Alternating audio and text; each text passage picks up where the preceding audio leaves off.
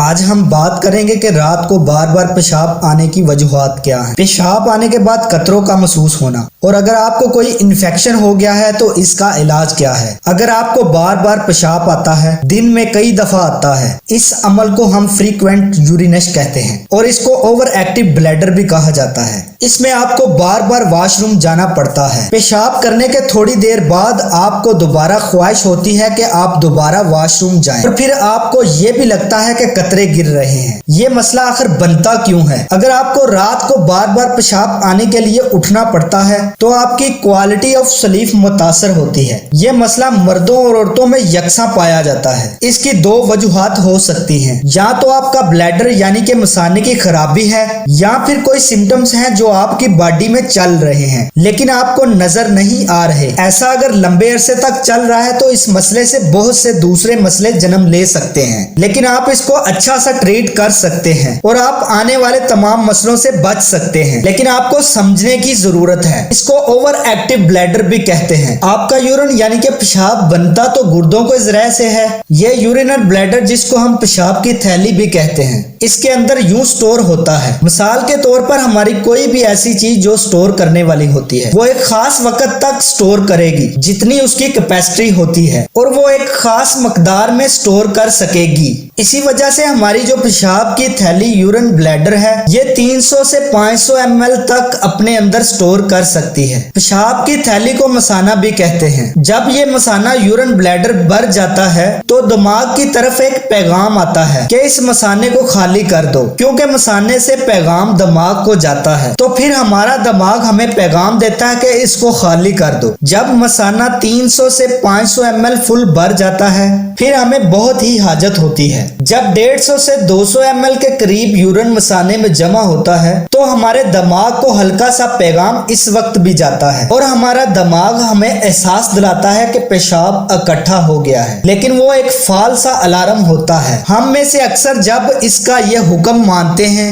اس وقت wash room جاتے ہیں، تو آہستہ آہستہ ہمارا جو مثانہ ہوتا ہے وہ بذریعہ دماغ ہمیں کنٹرول کرنا شروع کر دیتا ہے، نہ کہ ہم اپنے بلیڈر کو کنٹرول کریں اور ہم فیصلہ کریں کہ ہم نے پیشاب کے لیے جانا ہے یا نہیں۔ یہی وجہ ہے اگر آپ پورے دن میں 6 سے 8 دفعہ جاتے ہیں، یا اس طرح کے رات کو 2 دفعہ پیشاب کرنے جاتے ہیں، اگر آپ کی عمر 60 سال سے کم ہے تو یہ نارمل ہے۔ تو اگر آپ رات کو 10 سے 12 دفعہ پیشاب کرنے کے لیے جاتے ہیں تو اس کا مطلب ہے کہ آپ کا مثانہ آپ کو کنٹرول کر رہا ہے۔ تو اس طرح جب آپ کو شروع میں خواہش آئی ہو جب آپ کا مثانہ فل نہ ہوا ہو، اگر آپ اس کو سمجھ لیں آپ نے اس کے اوپر کس طرح کنٹرول کرنا ہے، تو آپ دوائیوں کے بغیر ہی آپ اس مسئلے کو کنٹرول کر سکتے ہیں۔ آگے ہم بات کریں گے کہ ہم پیشاب کو آخر روک کیسے سکتے ہیں۔ اگر آپ 1 سے 2 گھنٹے پہلے پیشاب کر کے آئے ہیں اور پھر آپ کو حاجت ہو گئی ہے تو آپ کو پھر فوری واش روم نہیں جانا، اس کو روکنا ہے، کیونکہ جب آپ کو یورین آیا ہو تو اس کو روکتے ہیں۔ تو یورین روکنے کے لیے ہمارے مثانے کے ارد گرد کے مسل یعنی کہ جو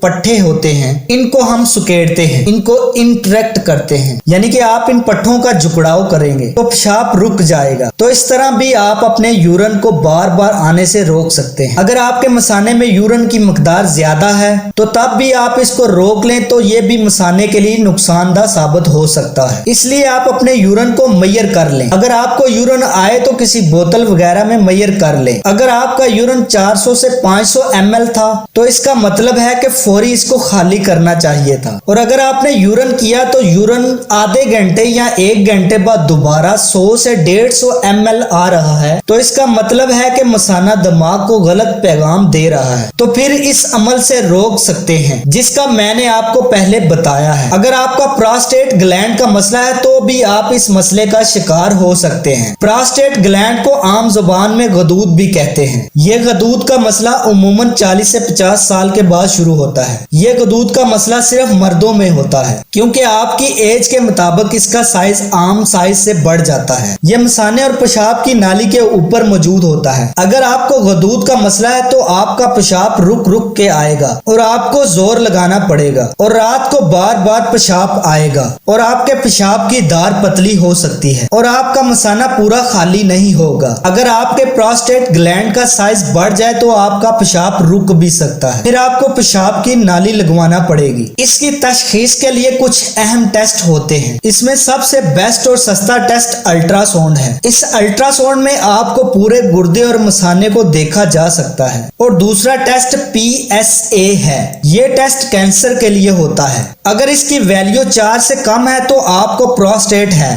कैंसर नहीं है। और अगर ये ज्यादा है यानी कि इसकी वैल्यू 10, 12, 15 तक आती है तो फिर कैंसर के लिए भी आपको वर्कअप करना पड़ता है। तीसरा टेस्ट क्रिएटिनिन टेस्ट है। ये टेस्ट गुर्दों के फंक्शन को देखने के लिए करवाना पड़ता है। इसमें और भी 4 से 5 टेस्ट हैं, लेकिन इनमें सबसे सादा टेस्ट अल्ट्रासाउंड है। प्रोस्टेट पर एक तफसीली लेक्चर मैं नेक्स्ट टाइम बनाऊंगा। अगर ये वीडियो आपको पसंद आई हो तो इसको लाइक कर दें और मेरे चैनल को सब्सक्राइब कर दें।